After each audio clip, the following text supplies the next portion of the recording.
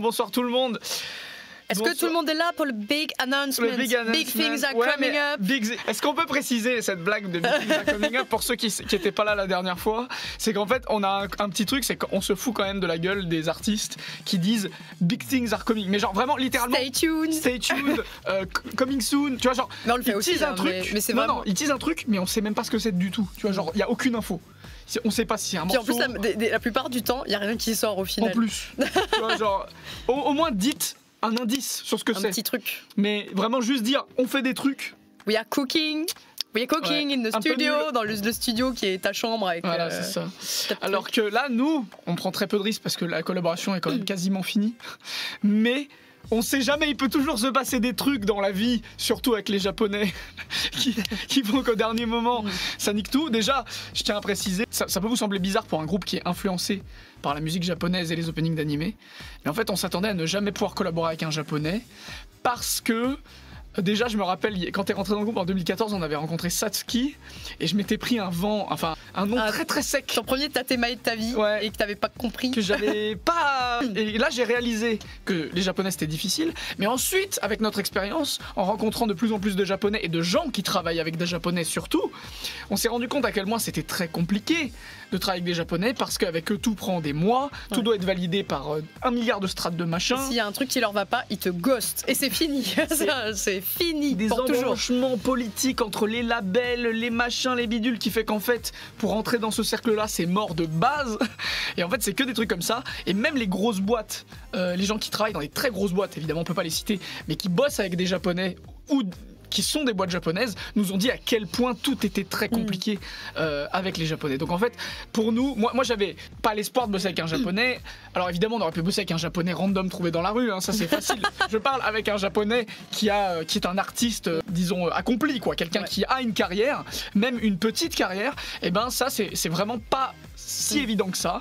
Surtout quand tu parles pas japonais, on a des amis qui sont des grands fans du Japon ou qui sont à moitié japonais. Je pense à Louis-san, je pense à Mitsugi, je pense à Tev, même si on le connaît beaucoup moins qu'on l'a jamais rencontré en vrai. Tous ces gens-là, qui sont des connaissances de plus en moins loin, c'est des gens qui ont une expérience du Japon qui est incommensurable. Et nous, en comparaison, on n'a rien, on ne connaît rien, on ne sait rien faire. On a déjà travaillé avec des boîtes chinoises, puisque c'est le cas de Hoyoverse, coréenne, puisque c'est le cas de Shift Up, de Nikkei, donc qui est à moitié possédé, je crois, par Tencent, qui est une boîte chinoise, etc. Les Chinoises, c'est plutôt facile avec eux c'est assez fluide, c'est assez direct. Voilà, de travailler avec eux. Vous aviez bossé avec Canipan à l'époque, elle était bien japonaise. Mais oui, mais alors il faut comprendre un truc. C'est que Canipan, c'est vraiment une exception. Et surtout à l'époque. Parce qu'aujourd'hui, ça va. Mais il y a 10-15 ans, quand je l'ai rencontré... Canipan, c'était l'ovni d'Internet. Hein. C'est pas une japonaise standard. C'est une japonaise qui était extrêmement tournée vers l'occidental et vers l'international. Elle s'intéressait énormément aux langues. Elle savait parler couramment anglais, ce qui est très très rare encore aujourd'hui. Voilà. Et elle était très très tournée vers l'international d'elle-même. Elle était sur YouTube alors que les Japonais utilisent majoritairement Nikodoga, qu'elle utilise aussi, mais c'était une des rares, surtout à l'époque, il y a 15 ans, à utiliser YouTube. Et c'est ça qui a facilité elle était indépendante parce que les Japonais, j'ai l'impression qu'ils n'ont pas du tout une culture comme un peu plus en Occident d'être indépendant. Si tu veux être artiste, faut être signé. Point. Ils signent avant de faire des projets, tu vois. Il n'y a pas comme nous des gens qui essayent comme ça sur YouTube et tout. Ou alors s'il y en a, comme c'était le cas par exemple des Otaïté, ils sont vraiment considérés comme des outsiders. Genre ils sont pas considérés comme des professionnels du milieu, tu vois. Et même c'est mal vu. Parce que Canipan à l'époque c'était mal vu. Ouais. C'était très mal vu en tout cas à l'époque selon Canipan que un chanteur de Nikodoga, donc un chanteur de YouTube si vous voulez, se professionnalise. Ouais. Il se prenait des shitstorms de fou furieux. Voilà. Il y a eu des exceptions, il y en a qui ont réussi. Il y en a beaucoup qui l'ont fait, mais ils se sont pris des shitstorms au Japon assez vénères. Voilà, c'est ça. Donc en fait, c'est seulement ceux qui ont réussi à outrepasser la shitstorm. Par exemple, c'est le cas de Réol. Réol, avant d'être la superstar qu'elle est là, c'était vraiment une Otaïté. Et la conversion a été longue. Ça lui a pris 3 ans de convertir, d'être considérée comme une artiste. C'est très risqué. Et donc c'est pour ça que de base, on nous a dit n'espérez même pas. Franchement, en 10 ans et même de carrière, quand on tente, en vrai, on y croit zéro. Et on se dit, au moins, si on le revoit 3-4 fois, peut-être. Voilà, tout à fait. Et alors là, cette année, il se passe quand même des trucs un peu bizarres. C'est-à-dire que on a. Non, le reveal n'a pas encore été fait, Scar. Déjà, je tiens à dire. C'est censé durer tout le live, donc. Ça va durer tout le live. Écoutez, ça va durer déjà, tout le live. Déjà, on va faire un jeu. On va pas le dire d'entrée comme ça. On va faire un jeu. Et alors, très important, si vous avez trouvé qui c'est et que vous êtes sûr à 100%, hein, ne le dites pas. De toute façon, on va vous le dire à la fin, ça va pas être une surprise de ouf. Puis après, on fera des posts sur les réseaux si jamais vous ratez la big announcement. C'est ça, on va le dire partout. Voilà. Mais l'idée, c'est pas essayer, non plus. parce que nous, on est trop nuls à ça. Mais... J'ai plein de trucs à dire avant de commencer le jeu. Sur comment ça s'est fait et tout, non? Alors, j'aimerais bien dire comment ça s'est fait, mais surtout, j'aimerais d'abord faire le trigger warning. Non, pas le trigger warning, comment on dit? Je trouve pas le mot que je veux dire, mais en gros, désamorcer tout de suite un truc. On feat avec un artiste japonais qui est très connu, mais. Quand on dit ça, les gens ils pensent immédiatement au top 10 du Japon. Ouais. Évidemment, ce n'est pas quelqu'un qui est dans le top 10 du Japon. Ce n'est pas YOASOBI, ce n'est pas Ado, ce n'est pas Baby Metal, ce n'est pas Yoshiki, ce n'est pas je sais plus qui. Lisa, ce n'est plus. Je sais plus qu'est-ce qu'on avait sorti d'autre. Évidemment que c'est pas quelqu'un qui est dans le top 10. Vous parce réalisez bien intouchable. que c'est impossible pour nous. Ado, elle fit avec Imagine Dragon, d'accord. Voilà. Pour autant, c'est quand même quelqu'un qui est dramatiquement plus connu que nous et qui a fait des très très gros animés. Et des très grosses scènes, des scènes mais immenses. Exactement. Et des animés que vous connaissez tous. Probablement aussi des musiques que vous connaissez presque tous. Alors peut-être pas toutes les musiques, mais vous allez voir, on va découvrir ça petit à petit. Alors, deuxième chose qu'on aimerait dire. Là, ce qu'on vous annonce, c'est un featuring qui va se faire, a priori, puisque la chanson est faite. Dans pas si longtemps. La personne part, l'artiste en question part en enregistrement là dans quelques jours. Donc c'est très concret. La chanson est faite, la chanson est écrite avec cet artiste. Par contre, on s'est pas mis d'accord du tout sur la répartition du coup. On va le laisser faire ce qu'il veut. Et puis, on verra bien. De toute façon, je pense que ça se discute quand même. La deuxième chose que je voudrais dire, c'est que voilà, il y a toujours une possibilité, une malchance énorme, que ça se fasse pas. Mais pour l'instant, il y a 99,99% que ça se fasse. Il y a aucune chance que ça se fasse pas. C'est très concret, quoi. La personne en a parlé autour d'elle et tout. Je pense que. C'est vrai que cette personne en a parlé autour d'elle également. Donc voilà, ok. Alors, je crois que j'ai fait tous les disclaimers, c'est ça le mot que je cherchais tout à l'heure. Ah, disclaimer. Trigger warning, c'est pour dire que c'est dangereux, alors que pas du tout, rien à voir. Alors, donc on va faire le jeu suivant. J'ai sélectionné dans la discographie de cette personne des choses plus ou moins connues, et on va y aller du moins connu au plus connu. C'est marrant l'idée de monter en intensité. Allez, on y va. Tout le monde le saura à la fin de ce live, voilà. Alors, on va écouter une première musique, pas en entier. J'espère qu'on se fera pas striker par Twitch. Si le truc s'arrête, vous saurez pourquoi. Voilà. Et on essaiera de redémarrer si on n'est pas banni pour 2 semaines. Allez. Et il faudra qu'on trouve une autre idée. En fait, il faut que tu fasses vraiment des extraits assez courts. Ouais, mais c'est difficile. Ok, on prend des risques, hein. Je gâche, parce qu'il faut parler en même temps, je gâche. Voilà. Est-ce que quelqu'un a le nom de l'anime? C'est dans la saison 2, je crois. Ouais, c'est dans la saison 2. Ah oui, c'est pour ça que je l'ai. C'est pour ça qu'on l'a pas. Ils l'ont pas parce que c'est la saison 2 en fait. Tu gâchais tout. Vas-y, stop. Ok. Mais là, du coup, Lamia a trouvé The Promised Neverland. Du coup, c'est une OST de Promised Neverland, mais c'est la saison 2 qui est moins connue parce que elle est moins bien. Ok. Donc là, c'était The Promised Neverland. Donc là, on est sur des très gros animés quand même. Hein. Promised Neverland, là, on monte en grade, c'est du lourd. Hein. Bon, c'est la saison 2, certes, mais quand même pas mal. Moi, déjà, tu me donnes un animé 100 fois moins connu pour que je travaille dessus. Je suis déjà au top de ma vie, tu vois. Non, évidemment, on comprend, mais en plus, on est au top, quoi. Tu vois ce que je veux dire? Ouais. Donc, on est là, quoi. J'ai envie d'aller assez vite parce que là, du coup, forcément, comme on peut montrer que des petits extraits. En plus, mais en plus, comme on peut montrer que des petits bouts, tu vois, moi je voulais écouter tout un peu plus, mais on peut pas. Bon, le suivant, on va écouter... En fait, tu peux, mais il faut les éloigner dans le temps, quoi. Les extraits. Donc, est-ce que quelqu'un a le nom de... C'est un peu un blind test, notre truc. Ouais, c'est un blind test. Le nom de...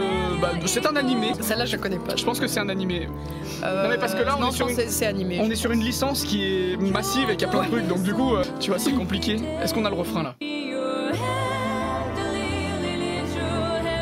Mais après, c'est pas probablement le... Merde. Bien, je trouve pas le nom du truc que je veux dire. En fait, c'est peut-être pas. Comme c'est une très grosse licence, c'est peut-être pas la branche la plus connue. Oui, de non, cette clairement, grosse c'est pas la branche la plus connue, voilà. Je vous le dis. Mais c'est une licence massive, peut-être une des plus grosses du Japon, quoi. Oui. Et on commence. Et Bandef a trouvé, il s'agit de Gundam.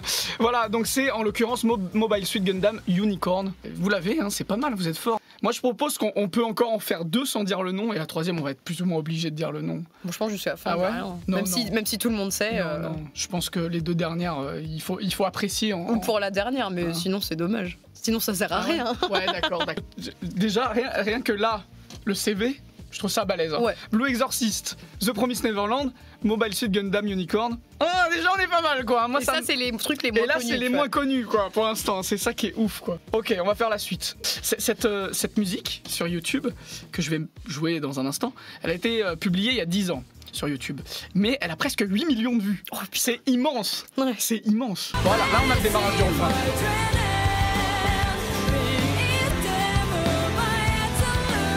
C'est lourd un peu ça. Ouais. Bah, ça a pas eu 8 millions pour rien. Hein. Ah, c'est vrai, c'est stylé ça quand même. Ah, c'est stylé ça. On est sur du Guilty Crown qui est donné Bravo, par Naoui pour la première fois sur le chat. Bravo.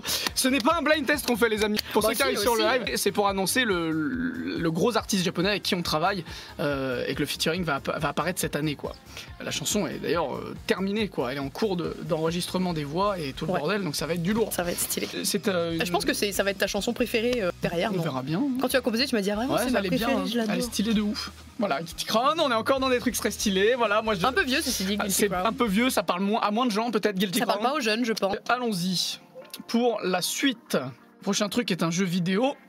Donc c'était une OST de jeu vidéo qui a aussi beaucoup de vues. Ah ouais. Très très lourd, hein. 3,5 millions, bon il y a 9 ans. On reconnaît un style quand même. Tu vois, moi j'aime bien. Franchement j'adore. J'adore, genre, c'est parce que ça aussi, on vous le dit, mais un truc de ouf, c'est quand même quelqu'un moi personnellement, je parle que pour moi, je suis fan de ouf, même avant de ne serait-ce que rencontrer cette personne, tu vois. Ah oui, c'est un truc de malade, quoi. Voilà, bref.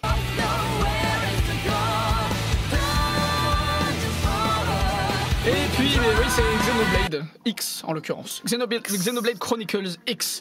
C'est un OST de Xenoblade. Oh putain, c'est trop chiant à prononcer en fait. De quoi? Xenoblade Chronicles X. Tu peux pas le dire Xenoblade vite. Chronicle. Du lourd aussi, hein. Moi je trouve que c'est. En fait, c'est même plus impressionnant là au bout d'un moment parce qu'il y a tellement de trucs. Mais on va arriver à des trucs encore plus balèzes. Alors, le suivant, c'est marrant parce que c'est plus récent, c'est plus populaire, ça a plus de vues en moins de temps. Mais je sais pas si les gens connaissent ici. Déjà le nom, moi ça me parle pas. Allons-y pour cette OST. Est-ce que je mets un petit refrain? Ouais.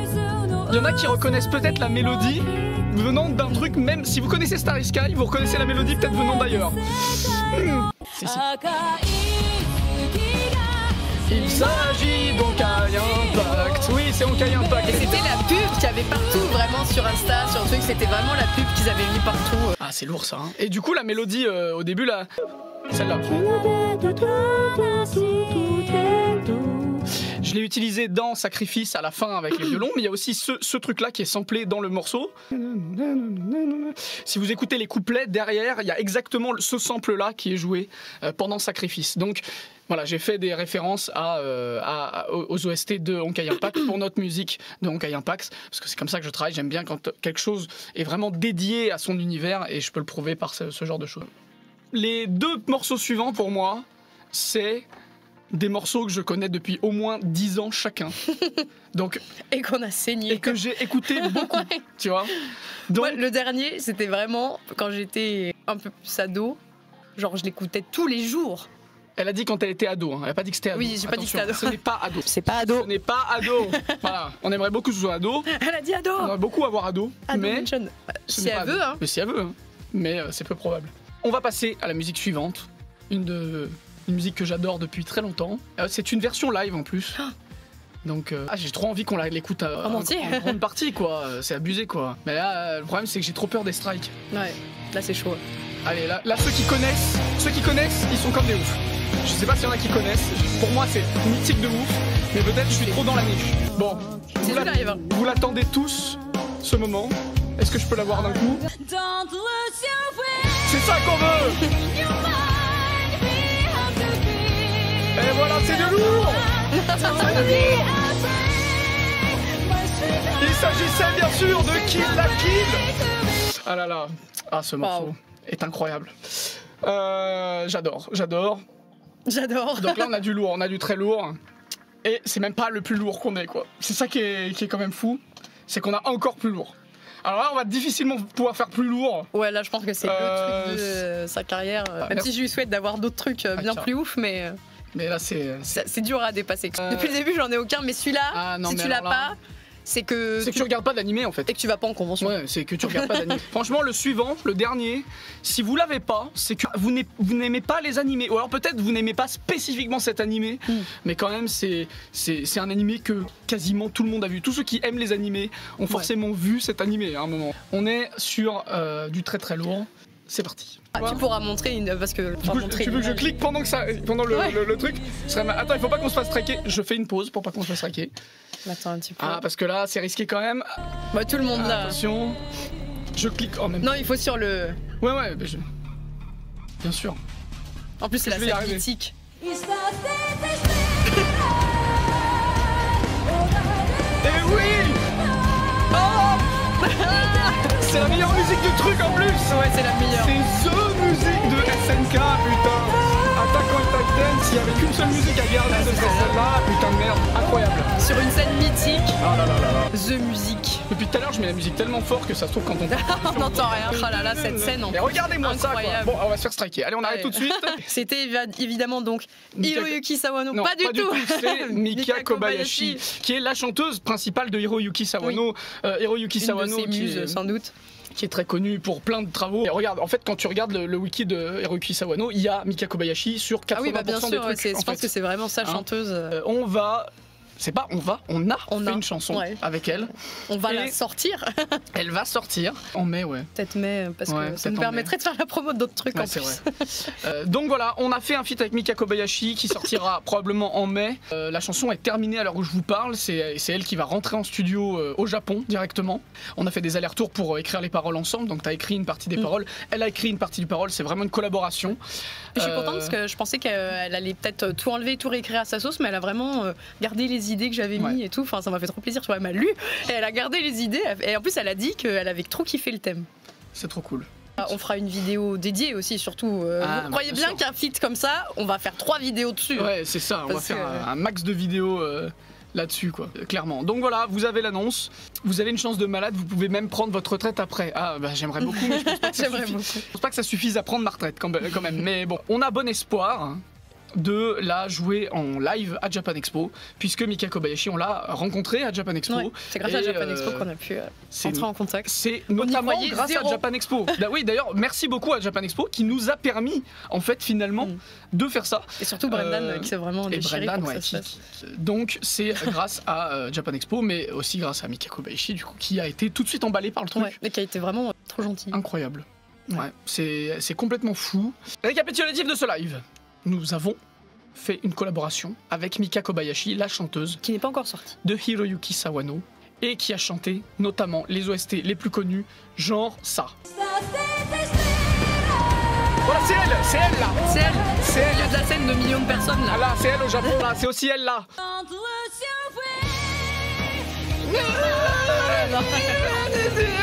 Donc elle là, elle chante sur un de nos morceaux. La fille qu'elle était là. Elle chante sur un de nos morceaux, d'accord, qu'elle a coécrit avec nous et qui sort en mai. Elle a écrit en plus une partie des paroles. Voilà, et on la jouera à Japan Expo si tout va bien. En tout cas, elle en a parlé. Et c'est elle qui veut le faire. C'est elle qui l'a dit. Ça, c'est ouf. Et ça, c'est trop bien. Ça, c'est ouf. Et elle a dit qu'elle le ferait certainement aussi de son côté. Ça aussi, c'est très très cool de savoir que peut-être au Japon, ils vont entendre la chanson. Tu vois. Elle a envie de la chanter de son côté aussi. Ça, c'est quand même assez dingue. Pour vous dire à quel point la chanson, elle doit être bien. Voilà. Elle s'est pas dit, oh, c'est pas ouf, mais bon, j'ai promis, donc vas-y, je vais le faire. Donc il s'agit de la chanteuse d'Attack on Titan, Kill la Kill, Honkai Impact Third, qu'est-ce qu'il y avait d'autre, Xenoblade Chronicle X, Guilty Crown, Mobile Suit Gundam Unicorn, on avait The Promised Neverland, on avait du Blue Exorcist, du Noah Zero, on a beaucoup de trucs très stylés. Final Fantasy 11 là au milieu, ça me fait planer. On peut mettre celle de Final Fantasy 11. Tu veux qu'on la trouve? Non mais c'est trop bien. C'est que des trucs trop bien. Parce que c'est vrai que les autres, elles ont vraiment ce côté animé rock, tu vois, que là c'est vraiment dans un autre registre. C'est une très bonne pianiste aussi, d'ailleurs. Tout à fait. Oui. Elle a des albums de piano à elle qu'elle compose très très lourds sur Spotify. Et je crois qu'elle vient de sortir un nouveau morceau en plus, là, il y a un mois. Ah ouais. Voilà, donc du coup, c'est incroyable, c'est inespéré. J'espère que ça vous plaira. Ça sortira en mai. Donc j'espère que ça vous plaira. En tout cas, la chanson, elle est chouette. Moi, je trouve qu'elle est vraiment chouette. Moi, je pense qu'elle est très lourde, la chanson. Je pense que le thème vous parlera en plus.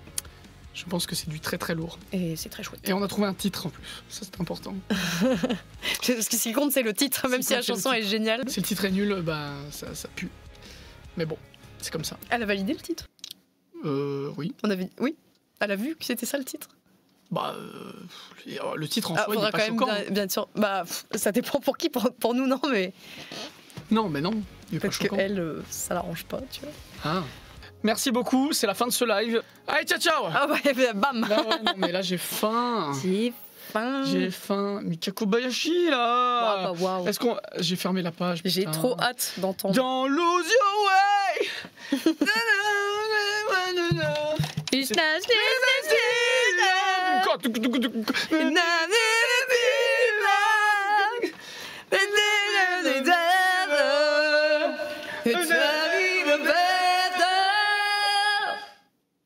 Allez, bye bye. Allez.